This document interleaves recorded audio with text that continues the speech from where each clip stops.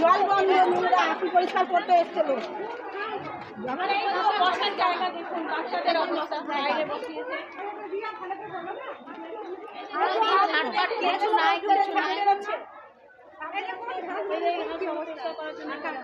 সাপ বেরিয়েছিল বিশাল বড়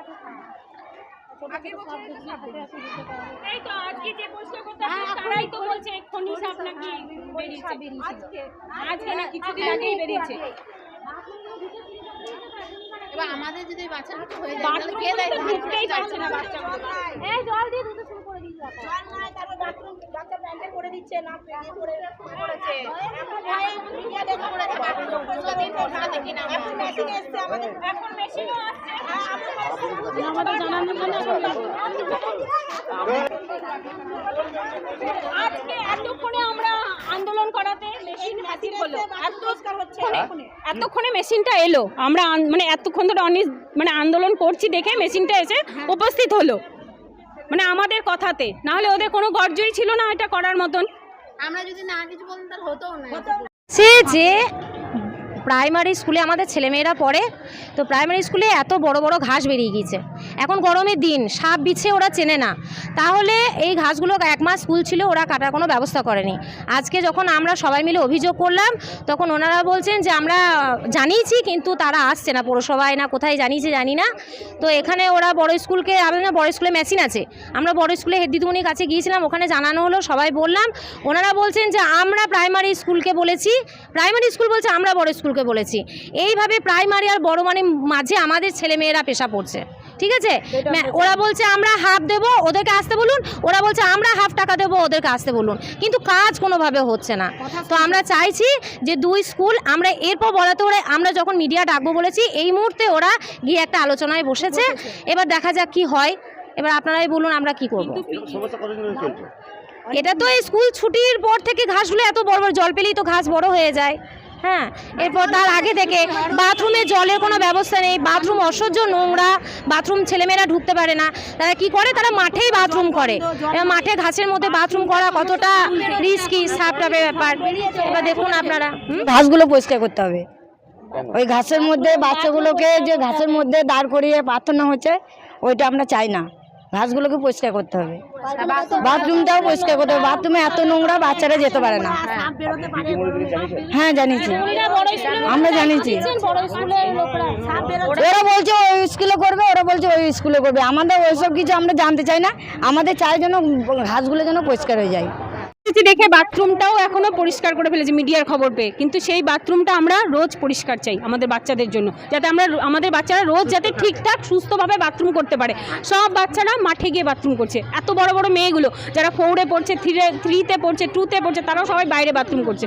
কেন এই জিনিসটা থাকবে স্কুলের মধ্যে? তালা লাগাননি, গেটের বাইরে চুরি হয়ে গেছে, সিসিটিভি নেই। আমাদের স্কুলে তো সিসিটিভি নেই, আমি কি করে সিসিটিভি দেখাবো বলুন? সাপ এখন দেখা যায়নি, আগে সাপ দেখা গেছিল। বড় বড় ঘাস মাঠে, 1 মাসের ওপর স্কুল বন্ধ ছিল, মাঠে ঘাস হয়েছে। আমি 30 তারিখ থেকে এসে 2 দিন মিউনিসিপ্যালিটি লেবার লাগিয়েছি। এই দেখুন লেবাররা চারিদিক একটু পরিষ্কার করেছে। ওনারা বলেছেন যে আমাদের ঘাস কাটার মেশিন নেই, এখন বিভিন্ন পার্কে মেশিন বেরিয়ে গেছে। আমি পরের দিকে হোয়াটসঅ্যাপে মেসেজ করেছি, ছবি পাঠিয়ে সমস্ত বলেছি যে এরকম বাচ্চাদের একটা স্কুল, বাচ্চারা মাঠে খেলবে, চারিদিকে একটু পরিষ্কার করতে হবে। আর আমাদের প্রাইমারি স্কুলে কোনো অ্যালটমেন্ট নেই, কোনো লেবার রাখার বা কোনো মেথড রাখার বা কোনো কারো না, সমস্তটা আমাদের করতে হয়, আমাদের টিচারদের মধ্যে সবাইকে রাখতে হয়। এই করেই এত বড় স্কুলের আমি ব্যবস্থাটা করি। এরপরে আমার কি করণীয় আছে বলুন?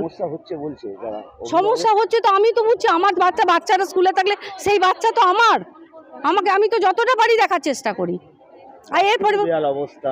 বাথরুমে ফিনাইল দিয়ে মাসি জল দিয়ে ধুয়ে দেয়, বাচ্চা ছোট বাচ্চা সকালে পটি করে দিচ্ছে, আবার করছে, আবার জল দিয়ে ধুচ্ছে, আবার তাই করছে, লাস্টে প্রত্যেক দিন ফিনাইল দেয়। ওই দেখুন আছে, পরিষ্কার করছে, জিজ্ঞেস করুন।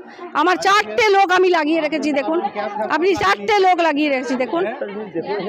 অভিভাবক আছে, তাদের বাচ্চারা অভিভাবকরা বলুক যে আমি সহযোগিতা করি কিনা, সমস্ত অভিভাবককে জিজ্ঞেস করুন যে আমি সমস্ত অভিভাবকের সাথে সহযোগিতা করি কিনা। আর মাঠটা তো আমার নয়, মাঠটা বড় স্কুল বলে আমার মাঠ, তাহলে আমি কি করব বলুন? আমি আমার দিকটা করতে পারি, তাহলে আমি কি করব বলুন? আমি একটা গাছ লাগাতে পারি না এখানে, ওনারা বলে আমার মাঠে গাছ লাগানো যাবে না। এরপর আমার কি করণীয় আছে বলুন? আমি হাফ করাতে পারি, যে আমি তাও লেবার লাগিয়ে বলেছি লেবার ডাকুক, আমি আমার দিকটা হাফটা করিয়ে নিচ্ছি, যাতে আমার আর বাচ্চারা কি শুনবে যে ওরা হাফ নাই, গোটা বাচ্চা মাঠে বাচ্চারা খেলে বেড়াবে।